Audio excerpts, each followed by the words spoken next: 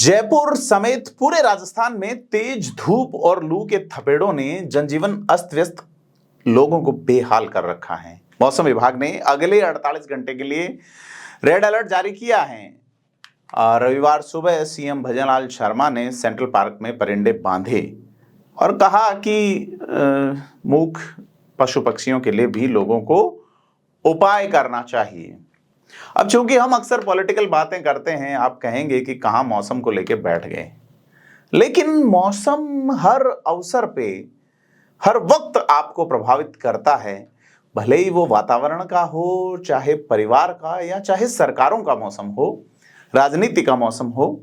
सवाल यह है कि कंटीजेंसी प्लान के तहत जितना बजट जारी हुआ, उसके बावजूद करीब 76,000 शिकायतें राजस्थान सरकार तक पहुंची हैं। बिजली और पानी दो महकमों से रिलेटेड, मेडिकल महकमा भी है। बहुत सारे अधिकारी निलंबित किए गए हैं, 5 को नोटिस थमाया गया है। इसी बीच एक चर्चा चल रही है कि क्या गर्मी के बहाने लोग अपनी राजनीतिक अदावतों की गर्मी पे रोटी सेकने की कोशिश कर रहे हैं। क्या राजस्थान के मुख्यमंत्री भजनलाल शर्मा को प्रशासनिक रूप से फेल करने की साजिश रची जा रही है? बड़ा सवाल है, इस पे आज विश्लेषण करेंगे। नमस्कार, मैं प्रदीप हूं, आप थिंक 360 देख रहे हैं। पहले गर्मी और उससे रिलेटेड जो खबरें हैं उन पे नजर डालते हैं। राजस्थान में पाकिस्तान की सीमा से थोड़ी दूर या सटे हुए जो जिले हैं, खास करके अनूपगढ़, बीकानेर, जैसलमेर, बाड़मेर, जालोर जिला भी गर्मी से हलकान है। जोधपुर में बुरी स्थिति है, खास करके जयपुर में बुरी स्थिति है। बीकानेर में तो ह्यूमिडिटी का लेवल सबसे कम है, यानी कि आर्द्रता सबसे कम है। ऐसे में सूखी गर्मी, जिसमें ऑक्सीजन की कमी और लोग जो है वो परेशान हो रहे हैं। इसी बीच सरकारी तंत्र, बिजली का लोड सर्वाधिक जरूरत होने के बावजूद बहुत कम संख्या में लोगों के पंखे कूलर नहीं चल पा रहे हैं। ऐसे में बड़ा सवाल खड़ा हुआ है कि यह क्यों हो रहा है। कंटीजेंसी प्लान का एक बड़ा बजट जारी हुआ, धरातल पे नहीं उतरा, लोग त्राही त्राही करने की स्थिति में आ गए। बिजली विभाग का जो शिकायतों वाला मामला है उस पे बिजी चल रहा है लगातार। कह रहे हैं शिकायतों की संख्या खासी बड़ी है और इस पे नाराजगी जताई है सीएम भजनलाल शर्मा ने। क्या कोई साजिश चल रही है? सीएम ने खुद इस मामले को गंभीरता से लिया और उसके बाद जलदाय विभाग का जो मामला आया उसमें खास करके चाकसू में सहायक अभियंता दौलाराम वर्मा और जोधपुर के मंडोर में एएन धनाराम को सस्पेंड कर दिया गया है। वहीं ड्रिलिंग डिवीजन में इंचार्ज अतिरिक्त मुख्य अभियंता जगत तिवारी, चित्तौड़गढ़ के एसई सुनील गुप्ता, पोखरण के एक्सियन पराग स्वामी, अनूपगढ़ जिले के जो है वो एक्सियन देवपाल और जोधपुर शहर के अधिशासी अभियंता मनोज भुवन को सौकोज नोटिस जारी किए गए हैं। 12 अफसरों को नोटिस जारी किए हैं। भजनलाल सरकार ने हीट वेव को लेकर लगातार दिशा निर्देश जारी किए। इसके बावजूद चिकित्सा संस्थानों में भी कोई प्रभावी व्यवस्थाएं हुई नहीं। सवाई मानसिंह अस्पताल, जयपुर का सबसे बड़ा अस्पताल, जहां हीट वेव से बचाव के उचित प्रबंधन नहीं पाए जाने पर अतिरिक्त अधीक्षक व चिकित्सा प्रभारी अधिकारी विद्युत एवं यांत्रिकी डॉक्टर गिरीश चौहान, सहायक अभियंता सिविल मोनिका सैनी, अंजू माथुर, सहायक अभियंता इलेक्ट्रिकल सुनील कुमार मीणा तथा अस्पताल अभियंता रवि प्रकाश चौधरी को भी सौकोज नोटिस जारी किए गए।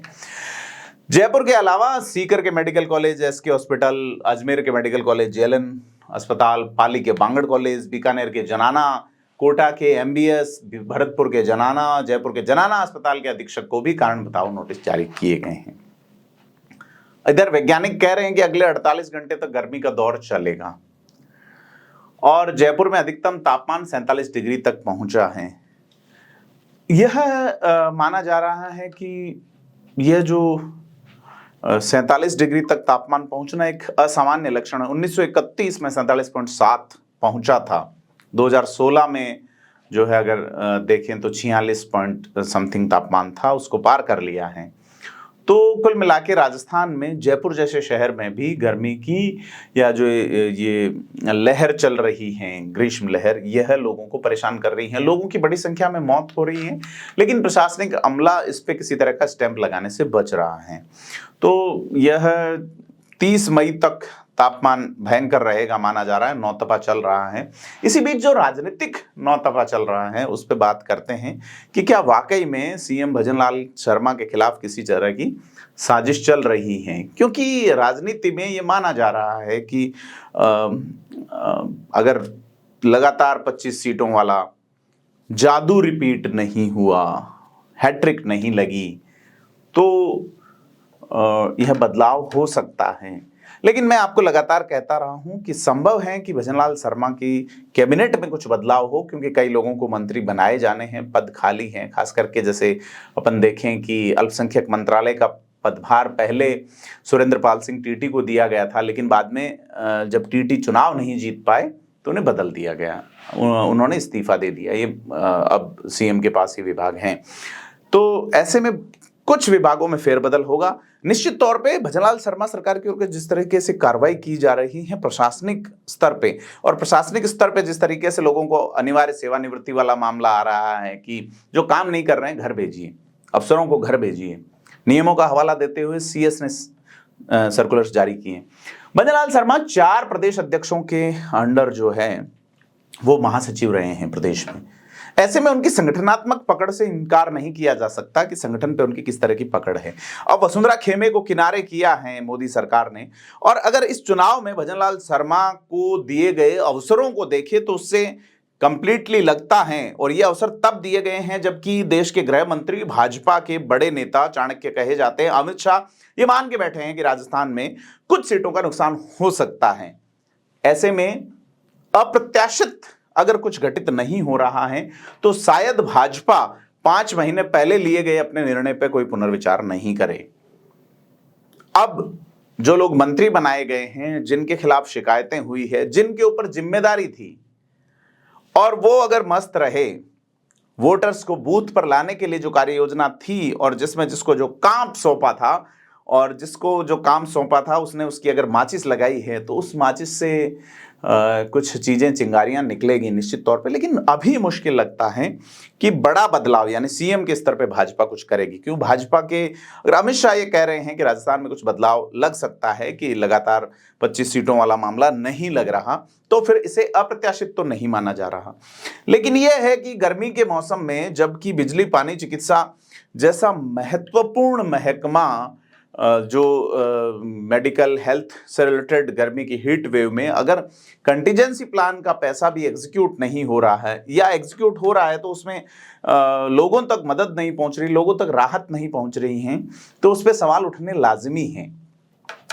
और यह जो चीज की अगर ये साजिश रची जा रही तो वो कौन हो सकता है, कौन इतना प्रभावी है जो ये कर सकता है। ऐसे में कई तरह के र्यूमर्स हैं। आज कुछ सोशल मीडिया पे चीज ट्रेंड भी की, और ब्यूरोक्रेसी में लगातार एक चर्चा का विषय है कि सीएम बदले जा सकते हैं, नहीं बदले। ठंड में लगे हुए अफसर या अवसर नहीं पाने वाले नेताओं में अक्सर इस तरह की चर्चा चलती है।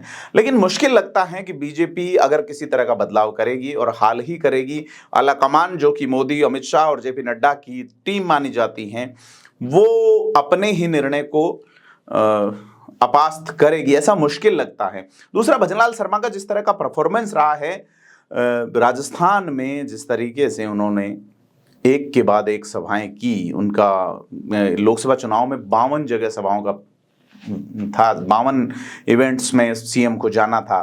प्रदेश अध्यक्ष खुद चुनाव लड़ रहे थे, प्रदेश अध्यक्ष खुद का चुनाव चित्तौड़गढ़ में फंसा हुआ था। इसके बावजूद भजनलाल शर्मा जो है वो 90 जगह जाते हैं, चीजें मैनेज करने की कोशिश करते हैं। जब लोग मान बैठे थे कि बाड़मेर बड़ा मुश्किल है, उसके बावजूद उन्होंने अंतिम स्तर तक प्रयास किए। और ये सीधे तौर पर लगता है कि राजस्थान में आलाकमान ने जैसा कहा, जिस अंदाज में कहा, वो भजनलाल शर्मा ने किया है। और आलाकमान ने उनको सीएम वाला जो बड़ा टास्क दिया है वो इसीलिए दिया है कि भाई आप जो है, आपके लिए जो निर्धारण चीजें हैं उनके अनुसार आप चलिए, ये जो एजेंडा है उस पर चलिए, ये जो सिलेबस है उसी अनुसार चलिए, और वो चल रहे हैं। यहाँ तक कि बाहर के प्रदेशों में जिस नेता की राजस्थान से सबसे बड़ी उपस्थिति रही वो भजनलाल शर्मा रहे। भजनलाल शर्मा से पहले राजस्थान से आने वाले नेताओं में, बड़े नेता में गजेंद्र सिंह शेखावत, भूपेंद्र यादव, राज्यवर्धन सिंह राठौड़, दिया कुमारी। तो दिया कुमारी और भजनलाल शर्मा के अलावा बड़े नेताओं में और कोई दूसरा नजर नहीं आया विधानसभा चुनाव में जिन नेताओं के पोस्टर पे फोटो थे, 3 नेता, सीपी जोशी अपने ही लोकसभा चुनाव में व्यस्त रहे, पूरे राजस्थान का जिम्मा सीएम के कंधे पे आया। राजेंद्र राठौड़ शेखावाटी और चूरू तक कमोबेश उलझे रहे, दूसरे चरण में थोड़ा बहुत वो बाहर निकल पाए। बाहर के प्रदेशों में राजेंद्र राठौड़ हैदराबाद जरूर गए, लेकिन मुंबई, पुणे, हैदराबाद आदि तमाम जगहों पर चुनाव प्रचार करने के साथ साथ उन्होंने, भजनलाल शर्मा ने प्रदेश में इन्वेस्टमेंट को लेके भी बात कही है, इसलिए कि उनको लगता है कि विजन जो है वो क्लियर रखना होगा। हिमाचल दिया कुमारी का जाना, पंजाब में उनका जाना, तो कुल मिला के भाजपा ने जो तय किया है कि भाई यही रहेंगे, तो इसमें बदलाव मुश्किल लगता है कि ये कोई साजिश हो सकती है या ऐसा हुआ होगा। लेकिन ये एक एडमिनिस्ट्रेटिव डिपार्टमेंटल फेल्योर माना जा सकता है कि कार्मिक डिपार्टमेंट के जो अफसर्स हैं उन्होंने पूरे कोशिश की है, लेकिन मातहत जो इसको बहुत इजी ले रहे थे। गर्मी इस बार बहुत ज़्यादा है और इस बार एक्स्ट्रा एफर्ट करने की ज़रूरत है। हालांकि यहाँ पे हीट और गर्मी को आपदा नहीं माना गया है, लेकिन जब लोग मरते हैं तो वो आपदा है ही, और यह दोहरा तरह का आचरण माना जाएगा, जिसमें आलोचना बनती है कि उत्तर प्रदेश में इसको आपदा माना जा रहा है, जहां थार का रेगिस्तान नहीं है, जहां सूर्य इतना प्रचंड वेग में हमेशा नहीं रहता, और राजस्थान में आपदा नहीं माना जा रहा है, वहां 4 लाख रुपए मुआवजे में दिए जाते हैं इस हीट वाली आपदा से मरने पे, यहां तय नहीं है। तो चीजें तय होनी चाहिए। तो पॉलिटिकल स्तर पे जो चीजें चल रही है, उसके अलावा यहाँ पे जो फील्ड में चल रही है, दोनों में ये सामंजस्य की जरूरत है। कि राजनीति में जरूर ये कहा जा रहा है कि भाई बदलाव होगा, नहीं होगा, लेकिन 4 जून के नतीजे, अब मुश्किल से 1 सप्ताह बचा इंतजार का, और इंतजार के बाद में जो परिणाम हैं वो परिणाम किसके पक्ष में कितने आते हैं, नंबर गेम पे डिपेंड करेगा। और सीएम का जिस तरह का परफॉर्मेंस रहा है, उसका रिजल्ट क्या रहेगा, उसके बजाय भाजपा यह देखेगी कि परफॉर्मेंस कैसी रही, प्रोसेस कैसा रहा। तो कुल मिला के निश्चित तौर पे लगता है कि अब एक चरण का चुनाव देश में बचा है। 1 जून के बाद में शाम को एग्जिट पोल्स आएंगे, उसके बाद क्या स्थिति रहती है हम नज़र बनाए रखेंगे। आपको क्या लगता है कि लोकसभा चुनाव के परिणामों के बाद राजस्थान में कौन बदल सकता है, क्या बदल सकता है और कितना बदल सकता है, हमें कमेंट करके बताएं। वीडियो को लाइक शेयर करने से पहले अपने मन में विचार करें कि गर्मी बहुत ज़्यादा है। अपनों और अपने से जुड़े इस तमाम लोगों का ध्यान रखें, ख्याल रखें। मूक पशु पक्षियों के लिए भी पानी और दाने का इंतजाम करने में भी अपनी भूमिका निभाएं। धन्यवाद।